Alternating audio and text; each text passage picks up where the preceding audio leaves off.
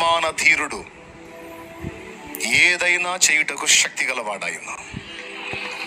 నా దేవుడు ఏదైనా చేయుటకు శక్తి గలవాడన్న గ్రహింపు, ఆ స్పృహ నీకుంటే కలత, దిగులు, అవిశ్వాసం, కృంగుబాటు ఈ దరి చేరనే చేరం.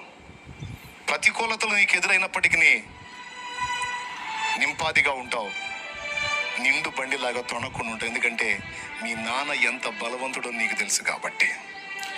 సింహాసనాలను శాసిస్తాడు, ప్రభుత్వాలను గడగడలాడిస్తాడు, నీ కోసం ప్రకృతితో మాట్లాడతాడు, పంచభూతాలతో మాట్లాడతాడు, నీ పరిస్థితులతో మాట్లాడతాడు, నీ శత్రువుతో మాట్లాడతాడు, నిన్ను పీడించే సమస్యలతో మాట్లాడి గద్దిస్తాడు.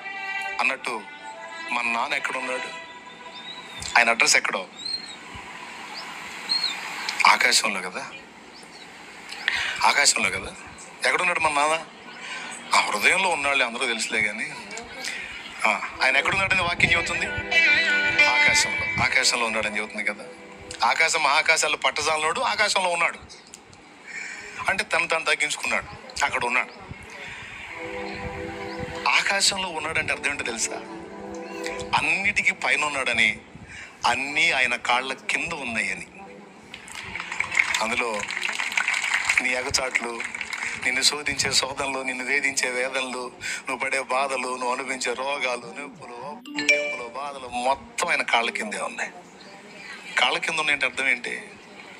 ఆయన సర్వాధికారి అని, అన్ని ఆయన కాళ్ళ కింద కలిగి ఉన్నాడని, ఆయన తలుచుకుంటే దేన్నైనా శాసించగలుగుతాడని.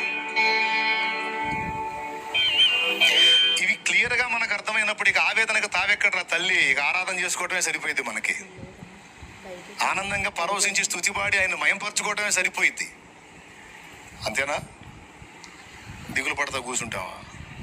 అర్థం కాని ఆశోధులు ఆ పని చేస్తారు. దేవునికి స్తోత్రం.